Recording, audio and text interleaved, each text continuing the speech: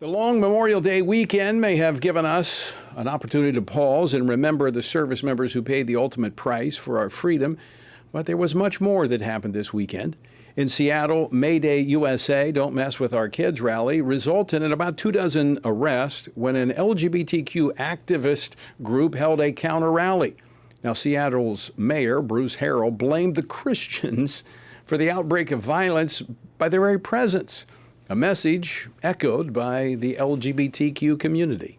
So what, you're going to put an anti-queer group that tries to do conversion therapy with people in the middle of Cal Anderson Park, named after the first openly gay legislator in Washington state history. I think the mayor owes the queer community an apology.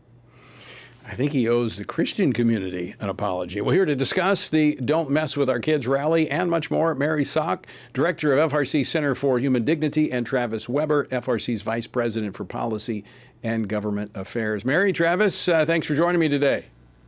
Tony, good to be with you. Thanks so much for having me on. All right, Travis, I want to start with you. This past weekend, the Don't Mess With Our Kids national tour hosted a peaceful rally in Seattle. What can you tell us about this? Yeah, I mean, Tony, this is something that's been going on for some time. As parents and people of common sense around the country, even around the world, are saying we want to protect our kids. We don't want these ideologies finding their way through public school systems, emanating down from certain institutions of government, harming our kids and interfering with our kids and being promoted to our kids behind our back. So this goes back to an event in Peru in which the people of Peru pushed back against the infiltration of Peru by far left radical ideologies, gender ideologies, that are not consistent with God's design for the family and for parents raising children and families. This has been something that's going on for some time.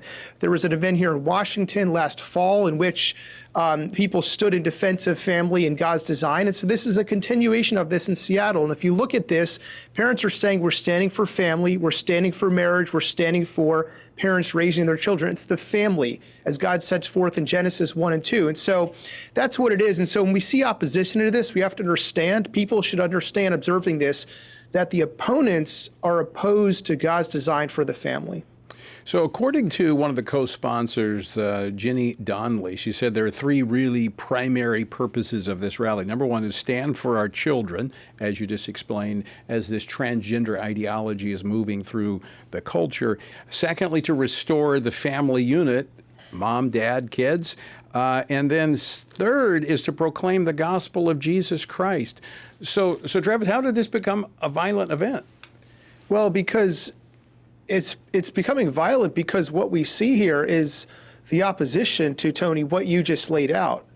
Parents, children, family, and God's design in Genesis 1 and 2, the opposition to the Word of God, the opposition to what God himself is saying about the family. This is sad to see because when people are opposing that, they're opposing something that is good and beneficial for them and for those around them. And so the violence and the opposition should be a warning sign. It should be a warning indicator, like one of those flashing yellow lights on a machine or in a system or an airplane when something's wrong. You don't just ignore that. You deal with the problem and you address the concern. And so here, people should be, anyone who supports the family as God designed it. And we know, Tony, that the years now of parents pushing back against what was being pushed through public schools in America on their children, we need to understand the opposition here is opposition to the family unit. And just stand with those who are standing with the family. Just stand with them, speak the truth. We don't have to do anything else but stand on the truth of what God says and on his word. And we're not going to be dissuaded. You know, there could be screaming and yelling at us, but we know we're standing on the truth for blessing for those around us in our communities and around our nation. You know, and just to wrap this up with a statement that was released by the mayor's office there in Seattle, Mayor Bruce Harrell. He said, quote, "Seattle is proud of our reputation as a welcoming, inclusive city for LGBTQ plus communities," I guess for them and no one else. "And we stand with our trans neighbors when they face bigotry and injustice. Today's far-right rally was held here for this very reason, to provoke a reaction by promoting beliefs that are inherently opposed to our city's values in the heart of Seattle's most prominent LGBTQ plus neighborhood, end quote. So I guess if you don't line up with their values, which apparently seem to be driven by the LGBTQ ideology, then you're not welcome into the city. I want to transition to what happens when we have elections and transition of government, because we saw something very similar, Mary, in the District of Columbia, where we, back in 2022, an abortion clinic had the remains of 5 babies. And they were uncovered by pro-life organizers because they had been left out in the trash. Those pro-life advocates were actually prosecuted by the Biden administration. Now, a host of organizations, including the Family Research Council, is calling on the U.S. attorney in D.C., the acting U.S. attorney, Judge Gian Piero, to pursue this. Give us the latest on this. Well, as you said, Tony, these bodies, these fully formed, likely viable unborn babies were recovered from Cesare Santangelo's abortion facility, just blocks from the White House. These babies had injuries that showed evidence of partial birth abortion or perhaps even infanticide. And the Biden administration told the D.C. Government to burn these bodies without conducting autopsies. Thankfully, members of Congress stepped in, and now there is an opportunity for the Trump administration to bring justice for these 5 babies who, again, exhibited injuries consistent with partial birth abortion, which is illegal in this country and is barbaric.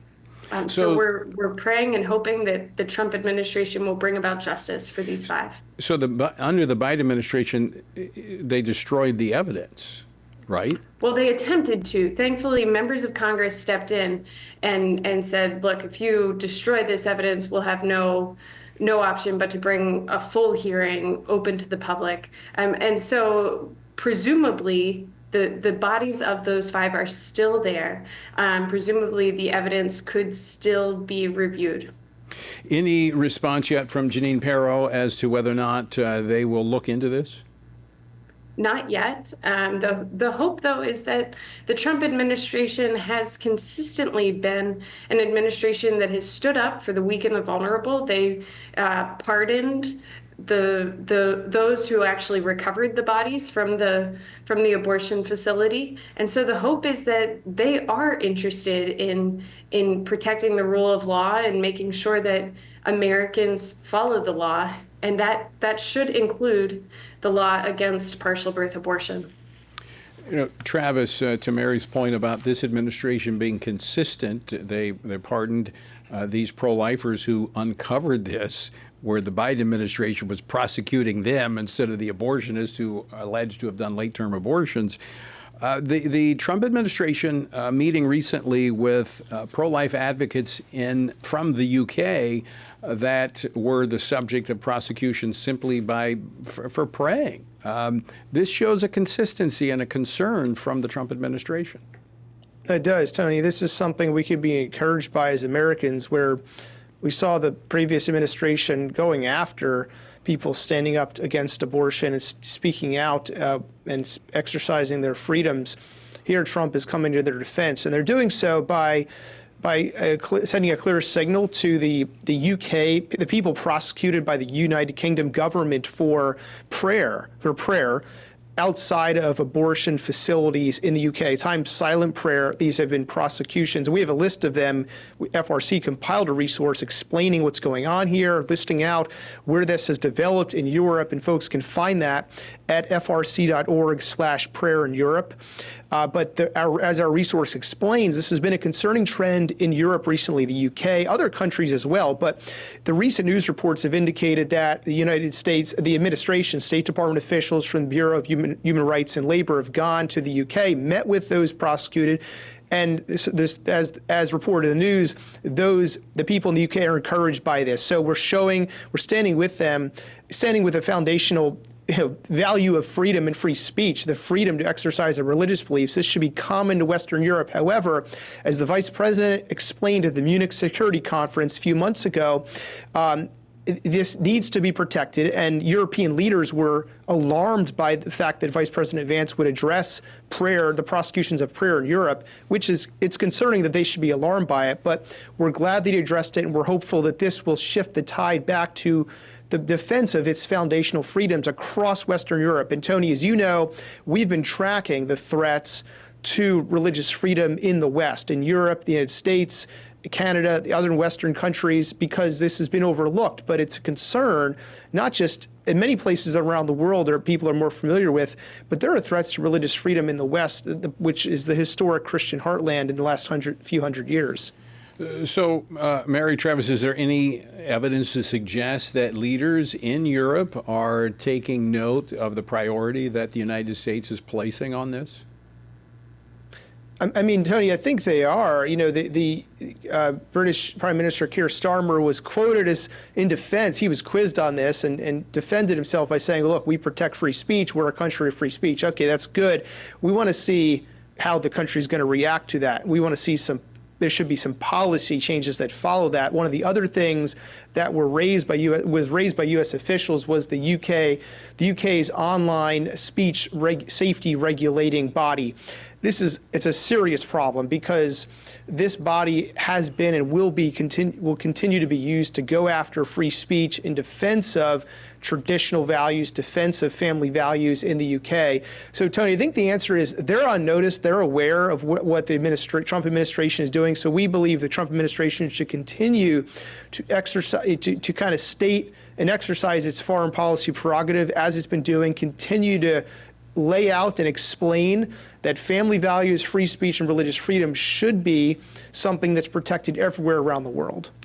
When you look at the issue of life, Mary, the sanctity of human life, and as Travis was making a point earlier about these pro-life advocates in the UK, they were the opposition or the prosecution of them came from praying. Most of those who are advocating for the unborn, for the family, for children, do so out of deeply held beliefs that come from their faith. Is that not the case? Absolutely is. And in fact, when we look at those who were put in jail for praying outside Cesare Sant'Angelo's abortion facility, where the 5 bodies of babies who may have been partially aborted were recovered, those people are sitting in the abortion facility singing songs to God, singing songs of praise, singing songs of repentance. This was a completely peaceful protest. And the Biden administration also threw those people in jail. So the situation here under the Biden administration, perhaps not quite what we see in the UK, where silent prayer was prosecuted, but it's very close to that. And thank goodness the Trump administration has stepped in and taken over. Travis, we just have about 45 seconds left. But this speaks to why, as a foreign policy priority, we should be promoting religious freedom around the world, not just in Europe, but everywhere, because from it comes the advocacy for the sanctity of life, family, and everything else we care about.